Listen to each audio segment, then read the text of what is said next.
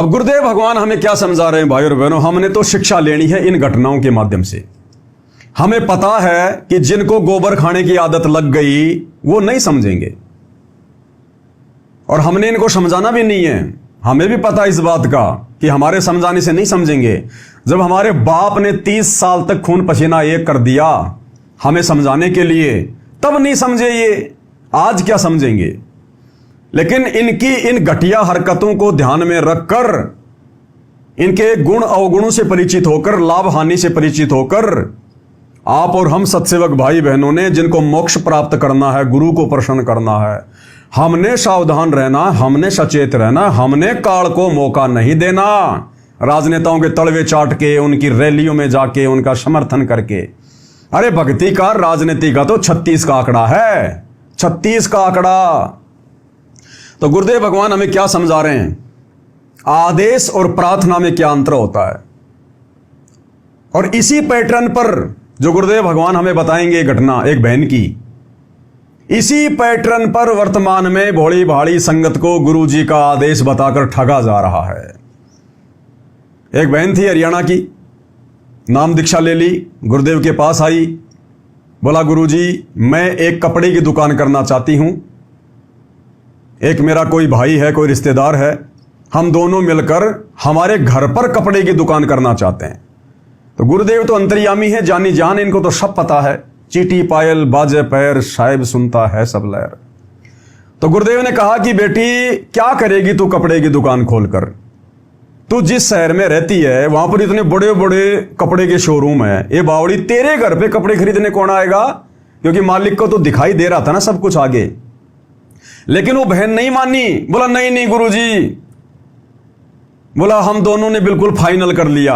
तो गुरुदेव ने कहा कि जब तुमने फाइनल कर ही लिया, मेरी बात तुमने माननी नहीं है तो ठीक है भाई, देख लो फिर जैसा तुमने करना है।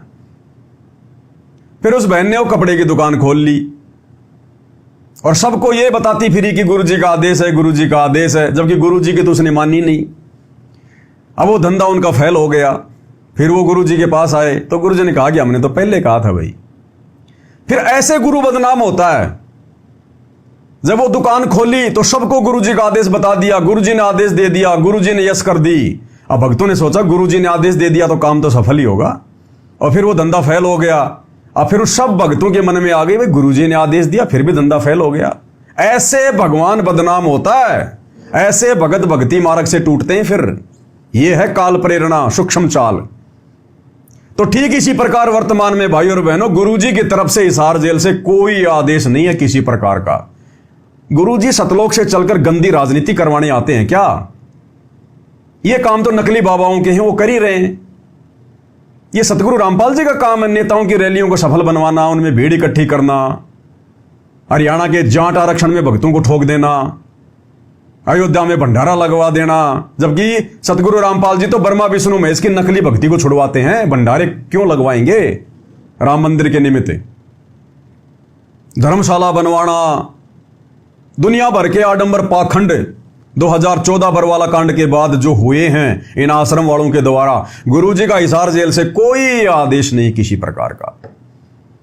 अब ये क्या करते हैं, ठीक इसी पैटर्न पर जो अभी आप सुनने जा रहे हैं, ठीक इसी पैटर्न पर ये लोग गुरुजी के पास जाते हैं, क्योंकि ज्ञान तो इनको है नहीं, गुरु को ये परमात्मा मानते नहीं, डर कोई है नहीं। घर का जोगी जोगना, बाहर का जोगी सिद्ध, घर की और कहते हैं ना कि घर की मुर्गी दाल बराबर। तो ना इनको गुरुजी का कोई डर है, ना कोई भय है, ना इनको कोई ज्ञान है। और ये जाकर गुरुजी के सामने प्रस्ताव रख देते हैं कि गुरुजी हम तो ऐसा करना चाहते हैं, सरकार का ये ऑफर आया है, जाट आरक्षण का ये ऑफर आया है, हम ये करना चाहते हैं, गुरुजी ऐसा कर लेंगे तो ऐसा होगा। तो ऐसी बात नहीं है, परमात्मा का काम है विद्यार्थी को सही सलाह देना। तो गुरुजी इनको खूब समझाते हैं कि नालायको ये मत करो, ऐसा ठीक नहीं है, ऐसा ऐसा हो जाएगा। लेकिन ये मानते कहाँ है? जैसा वो बहन नहीं मानी, ये मानते नहीं है। फिर अरे नहीं नहीं गुरुजी आपको क्या पता, आप तो जेल में बैठे हो, हमें पता है बाहर की स्थिति क्या है, गुरुजी ऐसा कर लेंगे तो ऐसा पक्का हो जाएगा। अंत में गुरु क्या करेगा कि भैया ये मानने वाला तो है नहीं, मैं नहीं कहूंगा, मना करूंगा तो भी ये जबरदस्ती उस काम को करेगा, और मेरे मना करने के बाद अगर इसने वो काम कर दिया तो इसके ज्यादा कर्म फूटेंगे। इसलिए अंत में गुरु कह देता है कि ठीक है भाई, जैसा तुमने उचित लगे वैसा कर लो। अब उस चीज को जो गुरु ने मन मार के कहा है उस चीज को फिर ये संगत में गुरु के आदेश के रूप में पारित कर देते हैं, पीला पर्चा निकाल देते हैं कि गुरु का आदेश आ गया, गुरु का आदेश आ गया। जबकि गुरु का आदेश क्या है ये तो गुरु जी ने सत्संगों में बता रखा है, अपने प्रवचनों में बता रखा है कि ये बंदी छोड़ राजनीति को बिल्कुल पसंद नहीं करता। राजनीति का और भक्ति का तो 36 का आंकड़ा है, कितनी वीडियो दास आपको पहले सुना चुका है। तो किस प्रकार के आदेश होते हैं मैनेजमेंट वालों के, इस बहन का ये 2 मिनट का छोटा सा सत्संग आप सुनेंगे तो आपको सब समझ में आएगा। गुरुजी के मना करने के बाद भी उसने कपड़े की दुकान खोली और वो धंधा उसका नहीं चला।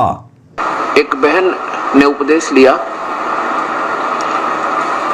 और उसने उपदेश लेने के 2 वर्ष के बाद, वैसे तो नौकरी करता उसका पति, फिर भी हमारे अंदर थोड़ी सी माया कमाने की वृत्ति ज्यादा ही बनी रहती है। सोचनताएं हैं वो लड़की शानी होगी, ब्याहनी पड़ेगी, एक नौकरी पे काम नहीं चलता, पर हम कोशिश यही होती है कि धन थोड़ा सा हो जावे। तो उसने क्या किया, कहा, कहने लगी जी मेरा एक भाई है वो थोड़ा विकलांग है और मैं और मेरा भाई दोनों मिलकर कपड़े की दुकान घर पे कर लें, कपड़ा रख लें, जैसे बेच दिया करेंगे। मैंने उससे कहा बेटी बेबे इतने बड़े बड़े शोरूम रहे इसमें शहर में, तेरे घर पे बता कौन कपड़े लेगा। फिर भी क्योंकि उन्होंने तो अपना पूरा तैयारी कर ली थी, ऐसा कर लेंगे सब कुछ, जब वो केवल आज्ञा लेने आए थे केवल आज्ञा लेने आए थे, बाकी पूरा का पूरा जो प्रोग्राम था पहले फिट कर रखा था। तो ये आश्रम वाले भी पूरा प्रोग्राम पहले फिट कर लेते हैं राजनेताओं के साथ मिलके, समाज वालों के साथ मिलके, और गुरु जी के पास तो केवल फॉर्मेलिटी के लिए जाते हैं कि अगर बुड्ढा आदेश दे देगा तो ठीक, नहीं देगा तो ठीक, हमने तो अपने ऐसी तैसी करवानी है। ये हाल है।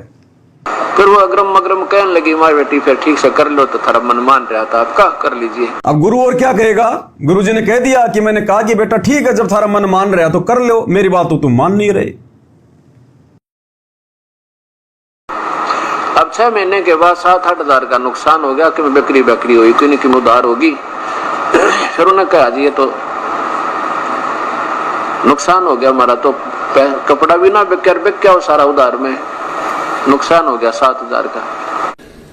अब यही कांड आने वाले समय में इन सतलोक आश्रम मैनेजमेंट हरियाणा वालों के साथ, गुरुजी के परिवार के साथ, और ये नादान संगत जो वर्तमान में अपने गुरुजी के ज्ञान पर ना चलकर गुरुजी को दुखी करते हुए इन ठगों के मनमाने आचरण के ऊपर अपनी भक्ति बर्बाद कर रही है, आने वाले समय में इनको भी इसी प्रकार से पछतावा करना पड़ेगा, नुकसान उठाना पड़ेगा भक्ति मार्ग में, क्योंकि तुम्हारी मर्यादाएं तुड़वा दी गई हैं, तुम्हें गुरु के दिल से उतार दिया गया है।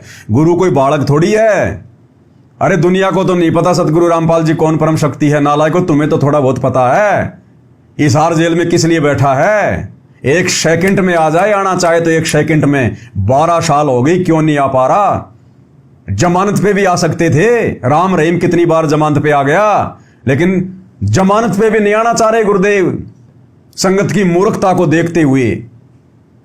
तो किस लिए बैठा है, क्या देख रहा हूं बैठकर, आप और हमारी मूर्खता, आप और हमारी ये भेड़ चाल देख रहा है कि काल इनको कितना नीचे गिरा सकता है। अभी तो मैं धरती पे हूं, जाते समय ठीक ठाक कर जाऊंगा, लेकिन इनकी औकात इनको दिखा के जाऊंगा कि नालायको देख लो मेरी गैर हाजिरी में तुमने क्या किया, तुम आगे मेरे मिशन को संभालने के लायक हो नहीं हो।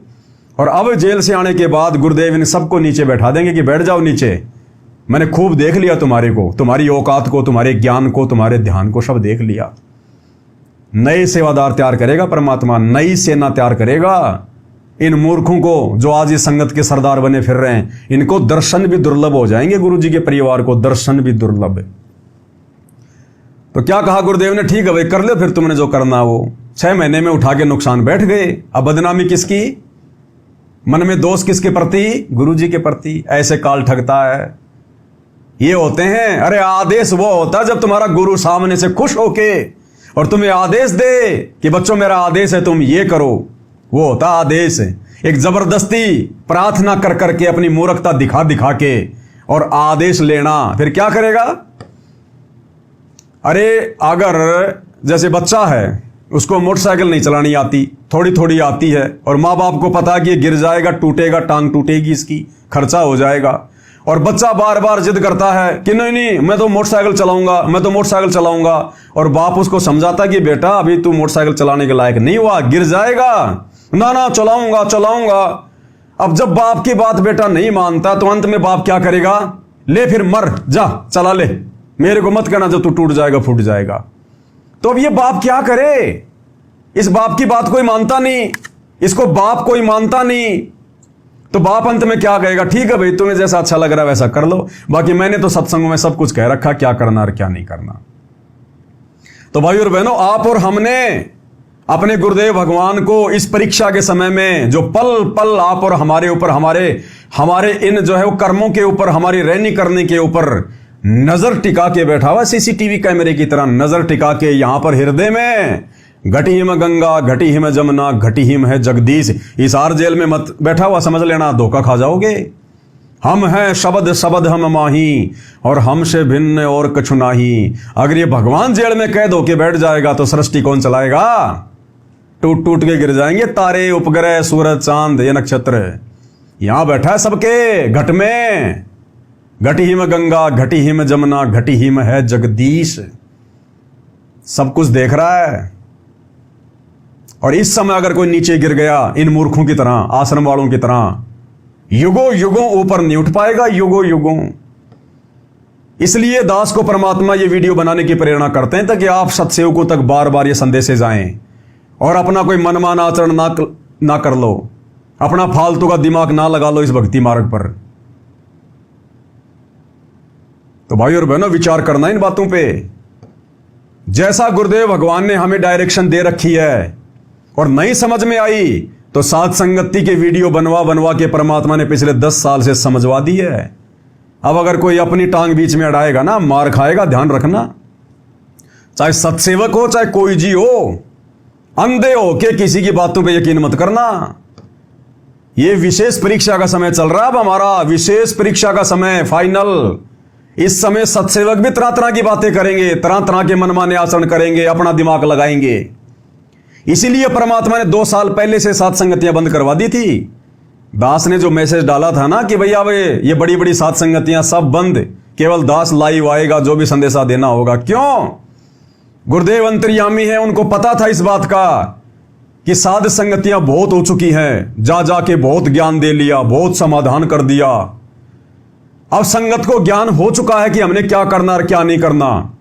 अब यदि ये सात संगतियों के माध्यम से इकट्ठे होंगे तो ये ज्ञान को नहीं पचा पाएंगे, उल्टियां करेंगे, उल्टियां। इस ज्ञान पर अमल करने की बजाय ये ज्ञानी बनकर ये प्रवचन देंगे, अपने आप को ज्ञानी सिद्ध करेंगे, इसलिए मामला बिगड़ जाएगा।